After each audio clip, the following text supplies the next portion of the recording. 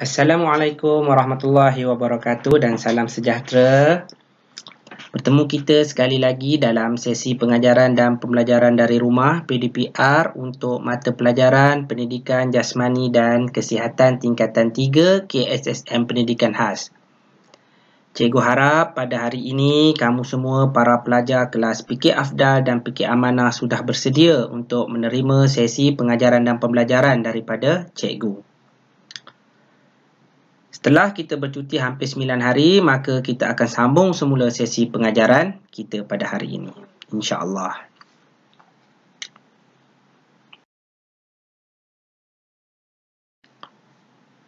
Seperti biasa, bidang pengajaran kita untuk sesi pengajaran dan pembelajaran dari rumah adalah pendidikan kesihatan.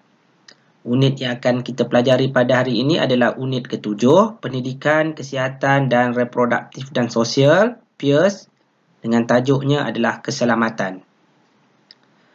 Standard kandungan kita 7.1 kemahiran kecekapan psikososial untuk menjaga keselamatan, iaitu bertindak secara bijak untuk mengelak daripada eksploitasi.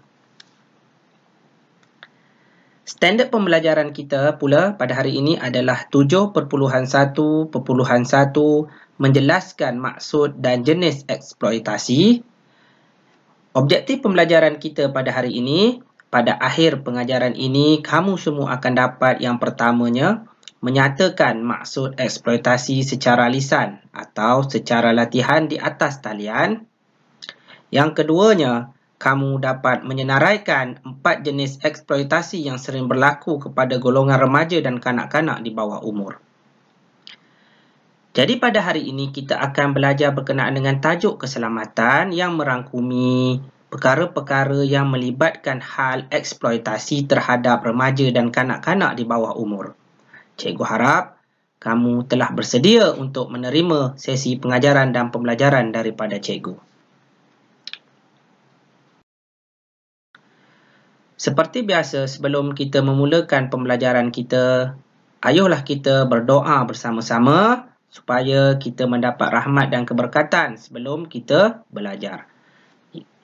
Tadahkan tangan kamu untuk membaca doa bersama-sama dengan cikgu.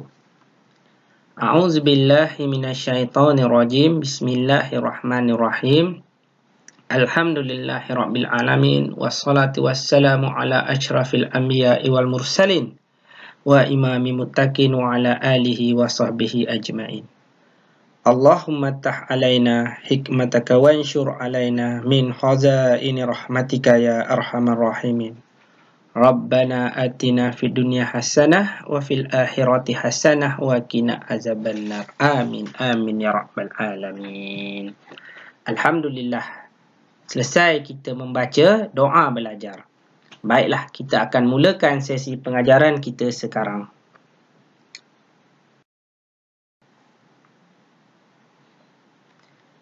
Tajuk kita pada hari ini adalah keselamatan yang melibatkan hal eksploitasi. Jadi, apakah yang dimaksudkan dengan eksploitasi itu? Selalu kita mendengar perkataan eksploitasi digunakan di dalam televisyen, media massa, media sosial dan sebagainya. Tetapi, apakah yang kita faham berkenaan dengan maksud eksploitasi itu? Secara umumnya, eksploitasi itu bermaksud perbuatan mengambil kesempatan untuk mempergunakan seseorang tanpa kerelaan untuk memperolehi keuntungan bagi diri sendiri. Maksudnya di sini, kamu mempergunakan orang lain untuk memperolehi keuntungan kepada diri kamu sendiri. Selain dari itu, eksploitasi juga boleh diertikan sebagai perbuatan, iaitu tindakan dan sebagainya mengambil kesempatan untuk mempergunakan seseorang atau sesuatu keadaan dan sebagainya secara tidak adil demi kepentingan atau keuntungan diri sendiri. Kebiasaannya, eksploitasi ini berlaku dalam keadaan terpaksa dan ia melibatkan perbuatan-perbuatan yang tidak baik, di mana seseorang itu mempergunakan orang lain untuk mendapatkan keuntungan bagi dirinya sendiri, manakala orang yang dipergunakan itu mendapat kesusahan atau terpaksa melakukan perbuatan itu tanpa kerelaannya. Dalam bahasa mudahnya ialah kamu mempergunakan orang lain. Itulah yang dimaksudkan dengan eksploitasi. Sekarang, cikgu akan menerangkan kepada kamu berkenaan dengan 4 jenis eksploitasi yang sering berlaku kepada remaja dan kanak-kanak di bawah umur di sekeliling kita. Mungkin ia pernah berlaku kepada kita, orang lain dan juga kepada kawan-kawan kamu. Mari kita lihat apakah 4 jenis eksploitasi yang itu.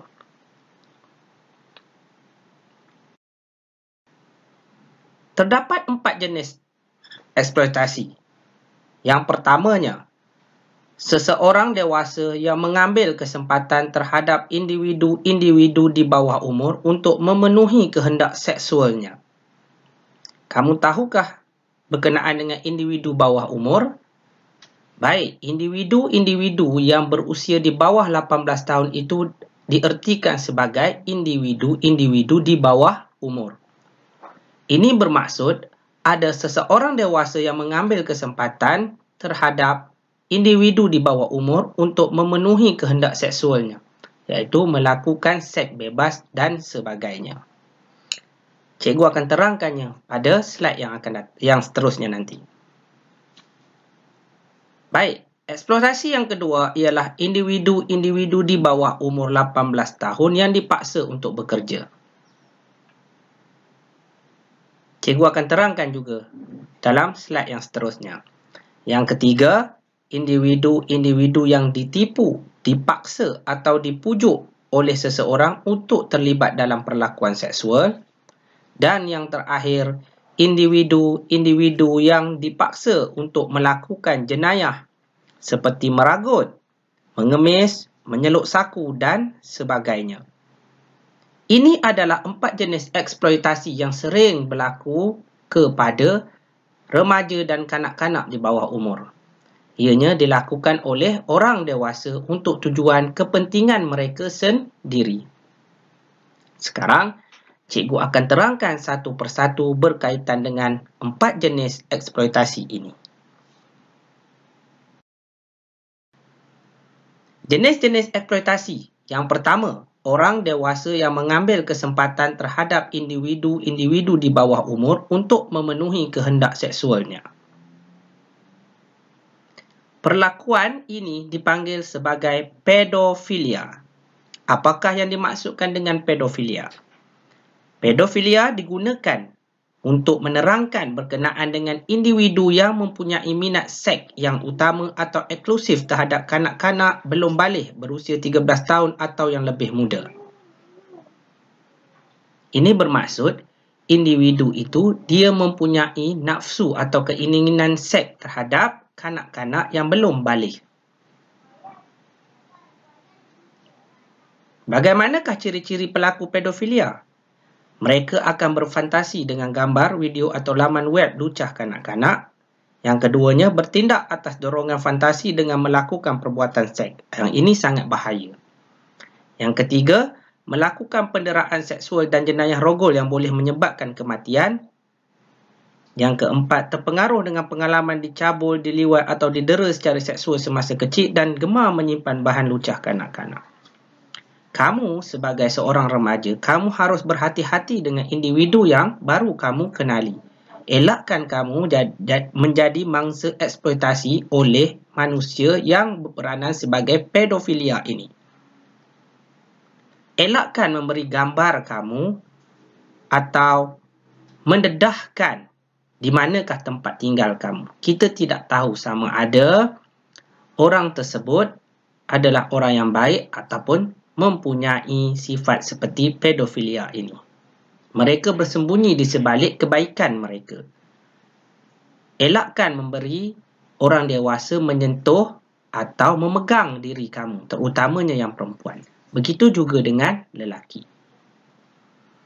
Kerana eksploitasi seks ini sangat sukar untuk dijelaskan dengan kata-kata. Kerana kebanyakan daripada pelakunya sangat sukar untuk dikenal pasti dan mangsa sangat sukar untuk menceritakan pengalaman mereka. Jadi untuk kamu mesti berhati-hati dengan eksploitasi orang seperti ini. Jenis eksploitasi yang kedua. Individu di bawah umur 18 tahun yang dipaksa untuk bekerja. Sebelum itu, cikgu harus menerangkan kepada kamu bahawa terdapat perbezaan apabila kamu membantu ibu kamu di kedai sebagai contohnya dengan individu yang bekerja. Sedangkan umur mereka di bawah 18 tahun. Cikgu tunjukkan kepada kamu gambar-gambar berkaitan dengan buruh kanak-kanak di seluruh dunia.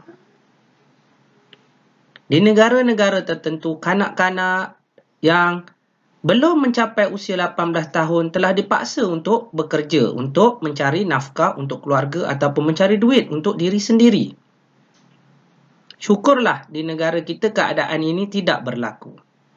Kamu boleh melihat dalam gambar-gambar ini, ada sekumpulan kanak-kanak yang mengutip sampah di tempat pelupusan sampah, mengangkat batu bata dan bekerja di kilang-kilang. Kita patut bersyukur kerana di Malaysia, majikan yang mengambil kanak-kanak di bawah umur 15 tahun bekerja boleh dikenakan hukuman penjara maksimum 5 tahun bagi kesalahan berulang berdasarkan Rang Undang-Undang Kanak-Kanak dan Orang Muda 1966 atau Akta 350 yang diluluskan di Dewan Rakyat. Bukan bermakna kamu tidak boleh bekerja.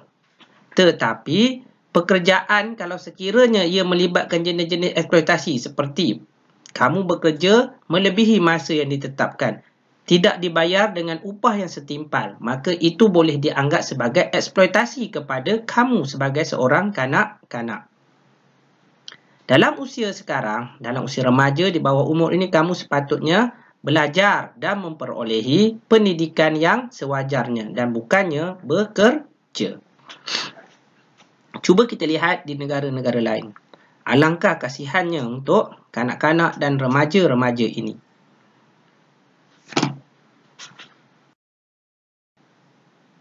Kita masuk pula ke jenis-jenis eksploitasi yang ketiga, iaitu individu yang ditipu, dipaksa atau dipujuk oleh seseorang untuk terlibat dalam perlakuan seksual. Perlakuan seksual ini bolehlah kita anggap ia sebagai satu jenis gangguan seksual. Dia berlaku dalam berbagai-bagai cara. Sebagai contohnya, perlakuan yang kurang disenangi melalui kata-kata, isyarat, sentuhan, psikologi, visual yang berunsurkan seks yang biasanya dilakukan berulang kali. Kamu mungkin pernah menerima mesej WhatsApp melalui media sosial yang berunsurkan gangguan seksual seperti ini. Maka, kamu harus berhati-hati dalam menjalinkan sesuatu perhubungan. Gangguan secara lisan itu ialah seperti menggunakan bahasa lucah. Ada orang dewasa yang menggunakan bahasa lucah apabila berbual dengan seorang kanak-kanak atau remaja. Ia juga boleh dianggap sebagai satu eksploitasi seksual. Gangguan secara isyarat menunjukkan sikap atau perlakuan yang beri maksud atau gambaran keinginan berunsurkan seksual seperti contohnya menjelirkan lidah kepada kamu. Itu juga merupakan satu contoh isyarat eksploitasi yang melibatkan perlakuan seks. Kemudian, gangguan secara visual. Kamu dipaksa untuk menerima gambar ataupun video lucah yang berunsurkan seksual melalui penggunaan apa jua peralatan media ataupun peralatan elektronik. Itu juga dianggap sebagai eksploitasi. Sekiranya itu berlaku, laporkan kepada ibu bapa kamu ataupun kepada cikgu. Kemudian, gangguan secara psikologi. Perbuatan cuba merapati secara seksual. Yang ini biasanya dia akan memujuk kamu atau meminta kamu untuk melakukan perkara-perkara tertentu kepada diri beliau. Melalui sekarang sebagai contohnya, kita sudah ada media sosial yang membolehkan kamu berhubung melalui aplikasi panggilan video. Mungkin dia memaksa kamu untuk melakukan perkara-perkara tertentu yang tidak senonoh sewaktu panggilan video berkenaan. Dan yang terakhirnya adalah gangguan secara fizikal. mendekati orang lain dalam jarak yang terlalu dekat, dan melakukan sentuhan kepada orang tersebut, mangsa. Jadi kalau sekiranya kamu mendapati terdapat jenis-jenis eksploitasi seperti ini, maka kamu cuba elakkan, laporkan kepada guru dan laporkan kepada ibu bapa kamu sekiranya berlaku keadaan seperti ini. Kita masuk pula kepada jenis-jenis eksploitasi yang terakhir, iaitu individu-individu yang dipaksa untuk melakukan jenayah seperti meragut, mengemis, menyeluk saku dan sebagainya. Sekiranya kamu pergi ke kota-kota ataupun bandar-bandar besar seperti Kuala Lumpur, kamu mungkin pernah menjumpai sekumpulan kanak-kanak yang menjadi pengemis ataupun peminta sedekah di tepi-tepi jalan ataupun di mana-mana sahaja. Biasanya kanak-kanak ini dia terbabit dalam satu sindiket yang menjadikan mereka sebagai pengemis. Hasil wang daripada usaha mereka mengemis itu akan diserahkan kepada seseorang individu yang menjadi ketua sindiket berkenaan. Kanak-kanak ini dieksploitasikan untuk mendapatkan wang daripada individu-individu lain. Seterusnya, terdapat juga remaja yang menjadikan aktiviti meragut sebagai aktiviti mereka. Ada di kalangan mereka ini dipaksa oleh individu-individu lain untuk meragut dan hasil daripada rompakan berkenaan, ragutan berkenaan akan diserahkan kepada orang lain dan mereka akan mendapat sedikit upah. Terdapat juga individu-individu yang mengarahkan remaja atau kanak-kanak pergi menyeluk saku, maksudnya mencuri dompet orang lain. Mereka-mereka ini mengeksploitasikan kanak-kanak ataupun individu di bawah umur untuk kepentingan mereka sendiri. Sekiranya kamu hampir terjebak dengan aktiviti jenayah seperti ini, maka kamu boleh mendapatkan bantuan daripada agensi-agensi kerajaan yang boleh membantu seperti Jabatan Kebajikan Masyarakat, Polis Diraja Malaysia dan Kementerian Kesihatan Malaysia. Jangan kamu merasa malu kerana kamu semua individu-individu di bawah umur 18 tahun ini dilindungi melalui Akta Kanak-Kanak tahun 2001. Selepas ini cikgu akan menerangkan kepada kamu berkenaan dengan Akta Kanak-Kanak tahun 2001. Di negara kita, kamu semua dilindungi oleh Akta Kanak-Kanak tahun 2001. Melalui akta ini, kamu dilindungi daripada gangguan dan dieksploitasi. Di Malaysia, sesiapa di bawah usia 18 tahun adalah kanak-kanak dan dilindungi oleh akta ini.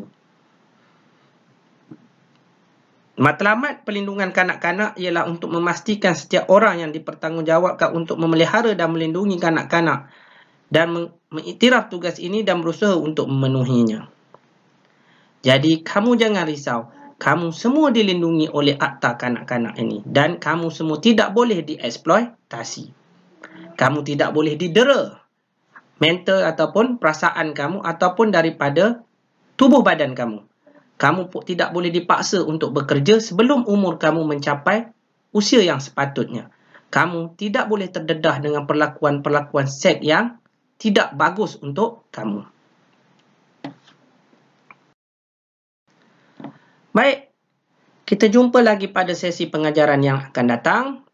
Kita telah tamat sesi pengajaran pada hari ini. Cikgu harap kamu dapat memahami dengan jelas apa yang telah cikgu terangkan kepada kamu. Sebelum itu, cikgu ada menyediakan soalan latihan secara atas talian 10 soalan melalui aplikasi Google Form. Klik pautan yang cikgu sertakan di dalam grup WhatsApp kelas untuk kamu semua menjawab soalan tersebut. Pastikan kamu menonton dulu video pengajaran cikgu ini sebelum kamu menjawab soalan. Dan sekiranya kamu mempunyai kesulitan atau masalah untuk sesi PDPR hari ini, kamu boleh menghubungi cikgu secara peribadi melalui aplikasi WhatsApp. InsyaAllah, cikgu akan menjawab setiap persoalan daripada kamu. Sebelum itu, cikgu berpesan kepada kamu semua, elakkan keluar dari rumah tanpa memakai pelitup muka, jaga diri dan keluarga dari ancaman penyakit COVID-19 yang sedang bermaharajalela sekarang ini. Terima kasih cikgu ucapkan kepada kamu kerana sudi untuk mengikuti sesi PDPR pada hari ini, dan cikgu ucapkan Assalamualaikum warahmatullahi wabarakatuh. Jumpa lagi pada sesi pengajaran akan datang. Cikgu sayangkan kamu semua. Bye.